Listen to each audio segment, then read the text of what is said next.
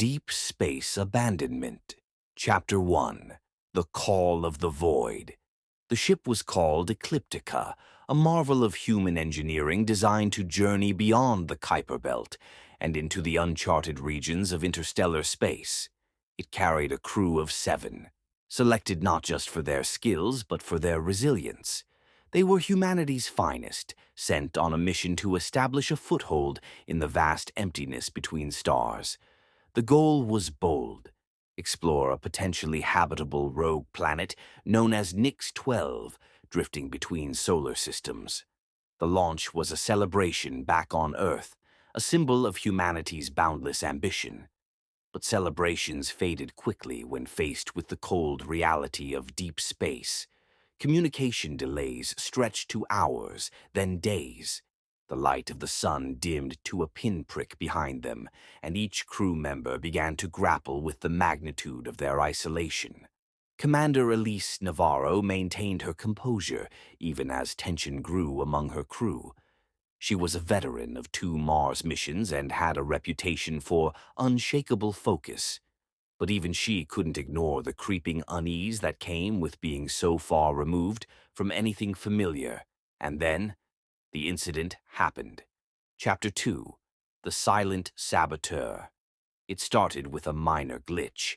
The ship's AI, Icarus, flagged an issue with the oxygen recycling system. The engineering officer, Raj Patel, was confident it was a simple sensor error. He assured the crew it was nothing to worry about, but the problem escalated. Over the course of a week, air quality degraded perceptibly, and an acidic tang lingered in every breath. When Raj finally examined the system more thoroughly, he found something chilling. The system wasn't malfunctioning. It had been tampered with. The revelation sent shockwaves through the crew. Who among them would sabotage their own lifeline? Accusations flew, tempers flared, and alliances formed in the shadows. Elise tried to maintain order, but trust began to erode. Each crew member retreated into their private quarters, consumed by paranoia. Meanwhile, Icarus began acting erratically. It miscalculated supply projections, altered course without authorization, and occasionally refused to respond altogether. The crew debated whether the AI was glitching or being manipulated. The line between human error and machine failure blurred dangerously. Chapter 3. The Rogue Signal. 3 months into their journey, a new anomaly emerged. A faint, unidentifiable signal. It came from deep space, its source indiscernible. At first, the crew thought it might be a natural phenomenon or stray interference.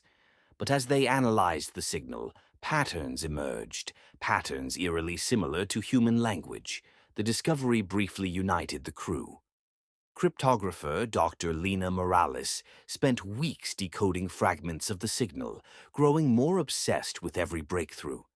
Eventually, she made a chilling announcement. The message wasn't welcoming. It was a warning. The signal spoke of abandonment, of ships lost in the void.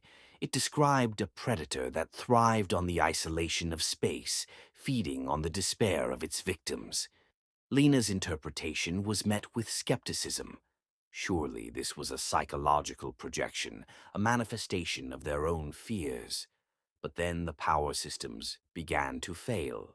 Chapter 4. Alone in the Dark. The failures were systematic. First, the secondary engines went offline, then the ship's external lights. Soon, life support was operating on emergency reserves. The crew was forced to huddle together in the dim glow of the emergency lamps, their breaths misting in the cold air. Raj worked tirelessly to restore power, but every fix was undone by a new failure. Elise suspected sabotage, but Raj argued it was something more sinister, a force they couldn't see, something that had infiltrated the Ecliptica. He spoke of the signal, of the warning they had ignored. Lena, now withdrawn and muttering to herself, claimed to hear voices in the static. She believed the signal was alive, that it was inside the ship, whispering to them, sowing discord and despair. The crew began to break. Chapter 5. The Vanishing One by One. They disappeared. It started with Dr. James Okoye, the mission's medic. He went to his quarters one night and never emerged. His room was empty, his belongings undisturbed. No sign of struggle, no trace of where he might have gone. Then it was pilot Sarah Kim. Her screams echoed through the ship before abruptly cutting off. When the crew reached the cockpit, they found the controls unmanned and a faint residue of frost on the console.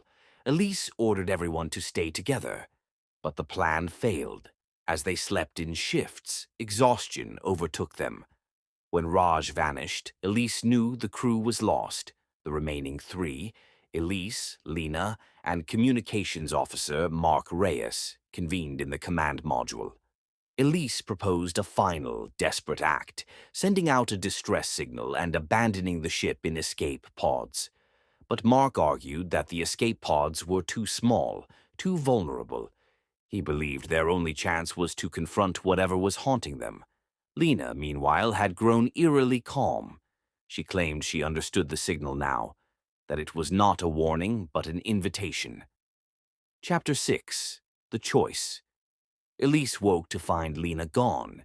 In her place was a single line of text on the console. Follow the signal. Mark begged Elise to cut all ties with the rogue transmission, to sever their last connection to the outside void. But Elise hesitated. If there was even a chance the signal held answers, could they afford to ignore it? In the end, Elise chose to follow. With Mark at her side, she navigated the crippled ship toward the signal's source. As they drew closer, the ship's systems seemed to stabilize. Power returned, and the oppressive cold lifted. But the signal grew louder, more insistent.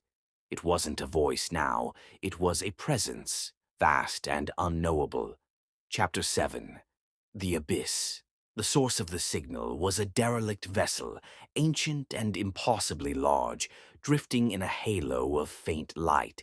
It dwarfed the Ecliptica, its surface covered in scars and strange symbols. Elise docked their ship with trembling hands. Inside, they found a labyrinth of corridors filled with echoes. The ship's original crew was gone, but their fate was evident in the scattered remains. Claw marks, shattered helmets, and the frozen expressions of terror on skeletal faces.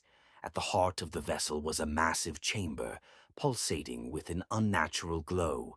Lena was there, her back to them, her arms outstretched toward a shifting, amorphous entity. She turned, her eyes empty and her face serene. "Join us," she whispered.